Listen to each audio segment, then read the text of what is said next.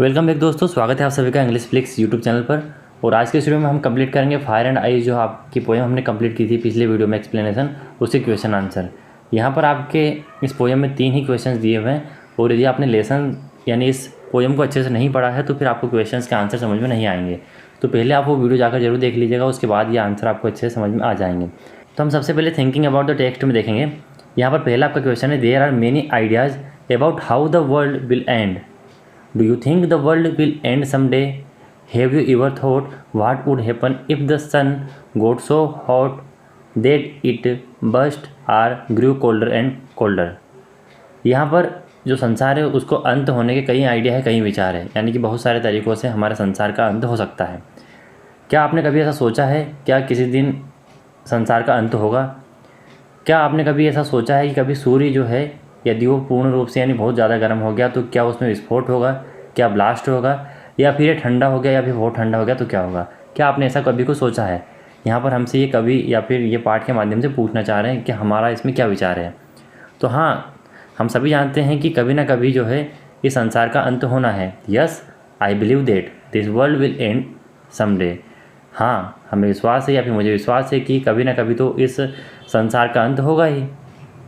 Weather the sun gets hot or it's gets colder, चाहे या फिर आपका सन ठंडा हो बहुत ज़्यादा या फिर गर्म हो जाए, उससे कोई फ़र्क नहीं पड़ता। In both situation and of the world is sure, दोनों कंडीशन में संसार का अंत जो है वो निश्चित है।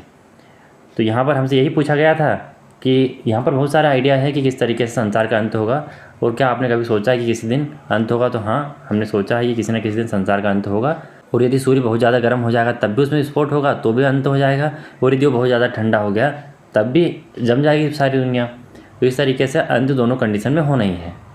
नेक्स्ट क्वेश्चन देखते हैं। यहाँ पर आपका नेक्स्ट क्वेश्चन है, for first what do fire and ice stand for, here are some ideas. यहाँ पर पूछा गया है कि रॉबर्ट फ्रॉस्ट ने ये पोएम जो लिखी है इसमें फायर से उनका क्या मतलब है और आइस से उनका क्या मतलब है, इन दोनों से क्या मतलब उन्होंने हमें इस पोएम में सिखाया है। तो आपने यदि मुझसे पोएम पढ़ी है तो आपको पता होगा कि फायर का मतलब डिजायर है यानी इच्छा है, और आइस का मतलब हेट यानी नफरत है।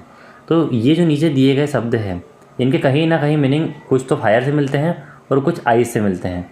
तो यहाँ पर फायर मतलब इच्छा हो गई और आइस मतलब नफरत हो गई। तो इनसे मिलते जुलते शब्दों को हम अलग अलग यहाँ पर आइडेंटिफाई करेंगे। जैसे ग्रीड का मतलब लालच होता है, और फायर का मतलब क्या होता है मैंने पहले बता दिया, इच्छा। इसका मतलब आप समझिए इच्छा, और इसका मतलब है आइस का मतलब हेट यानी नफरत। अवेयरनेस, इसका मतलब होता है धन का लालच। क्रूअल्टी, क्रूअल्टी का मतलब होता है क्रूरता। लस्ट का मतलब होता है लालसा या फिर लालच। कॉन्फ्लिक्ट का मतलब होता है संघर्ष या फिर झगड़ा। फ्यूरी का मतलब होता है आपका क्रोध। इंटॉलरेंस का मतलब होता है असहनीय यानी जिसको सहन न किया जा सके। और रिजिडिटी का मतलब होता है कठोरता। इनसेंसिटिविटी का मतलब होता है असंवेदनशीलता। कोल्डनेस का मतलब होता है शीतलता या फिर ठंडक। और इनडिफरेंस का मतलब होता है उदासीनता। और यहाँ पर हेटरेट का मतलब तो आपको पता ही होगा, घृणा होता है। तो देखिए यहाँ पर सिंपल सी बात है कि फायर के साथ कौन कौन से शब्द आएंगे। लालच है, लस्ट यानी लालसा है, फ्यूरी है ना, और धन का लालच अवेरिस। तो इस तरीके से हम इनको अलग अलग आइडेंटिफाई करेंगे। तो यहाँ देखिए आंसर हम लिखेंगे, फायर स्टैंड फॉर ग्रीड यानी लालच, avarice, lust, conflict and fury.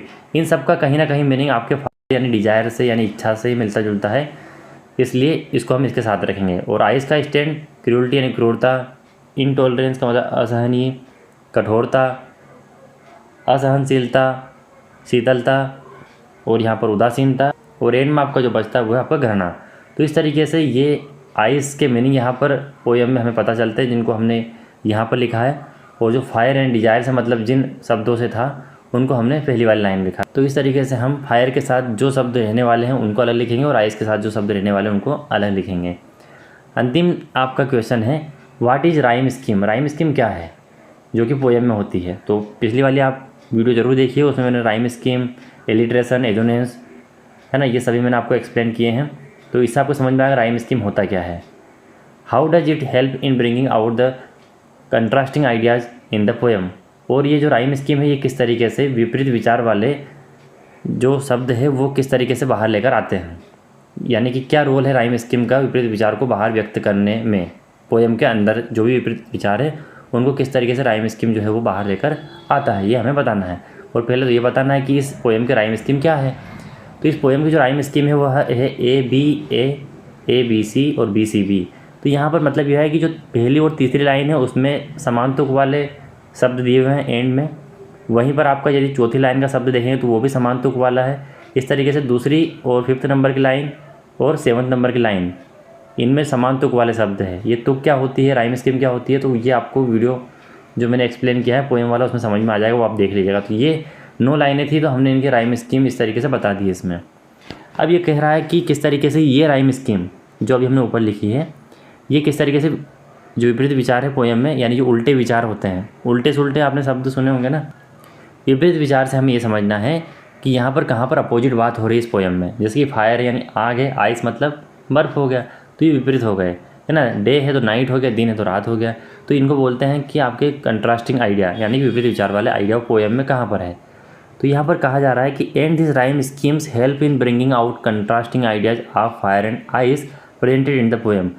तो ये जो राइम स्कीम है ये मदद करते हैं कौन से विपरीत विचार को बाहर लाने में, फायर और आइस यानी आग और बर्फ़ जो कि इस पोएम में दर्शाए गए हैं, इनके विपरीत विचारों को बाहर लाने में ये राइम स्कीम मदद करते हैं। The poet mentions that both fire and ice are probable end of this world. Poet ने यानी कवि ने यह मेंशन किया है कि आग और बर्फ़ दोनों ही क्या है, संभावित रूप से पृथ्वी पर यानी संसार में अंत ला सकते हैं। यानी कि ये चाह है और ये नफ़रत है, इन दोनों की वजह से संभावित जो है संसार का अंत हो सकता है।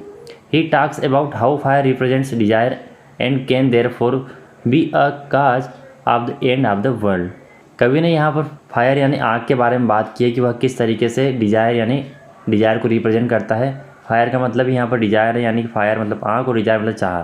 तो जहाँ पर भी फायर की बात होती है पोएम में, उसका मतलब है कि चाह की बात यहाँ पर हो रही है। इच्छा या फिर आपकी जो चाह है, अभिलाषा है, उसी को हम डिजायर बोलते हैं, उसी को हम फायर बोलते हैं। तो उन्होंने कहा इस बारे में कि जो लेसन है उसमें फायर को दर्शाया गया है चाह या फिर अभिलाषा के बारे में, और ये अभिलाषा ही पर्याप्त है इस संसार को ख़त्म करने के लिए। अभिलाषा से मतलब यह है कि आपकी इच्छा को प्राप्त करने के लिए आप किसी भी हद तक जा सकते हैं, तो उससे भी संसार का अंत हो सकता है। जैसे कि किसी को धन की लालसा होती है तो उसके लिए वो कुछ भी कर सकता है, किसी को नाम की लालसा होती है। इस तरीके से मैंने लेसन में अच्छे से समझाया, आप वहाँ देख लीजिएगा।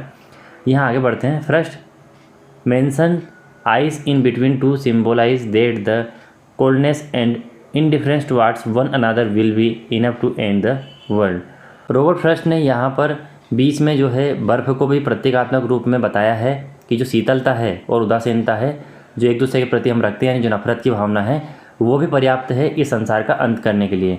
इन the second stanza he says that ice in the world would be sufficient to bring about the end of the world.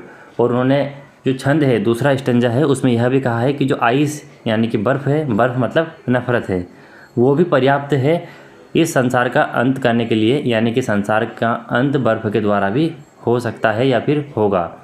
तो यहाँ पर हमने पोएम में ये सीखा है कि यहाँ पर फायर का मतलब है आपकी इच्छा और आइस का मतलब है नफ़रत, और वही हमने इसमें सीखा है कि ये दोनों ही पर्याप्त है संसार का अंत करने के लिए।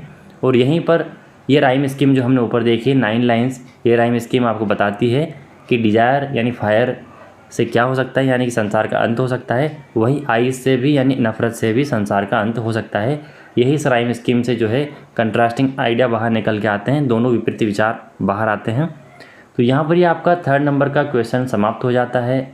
आप इस वीडियो को लाइक कीजिएगा, शेयर कीजिएगा, और आपके यदि कोई सवाल है तो आप मुझसे इंस्टाग्राम आईडी पर डायरेक्ट पूछ सकते हैं। अगला वीडियो जल्द ही आपके लिए आने वाला है। आप चैनल को सब्सक्राइब करके नोटिफिकेशन बेल को ऑन कर लीजिए, जिससे कि आपको ऐसे वीडियो मिलते रहें। मिलते हैं अगली वीडियो में दोस्तों, तब तक के लिए टाटा बाय बाय।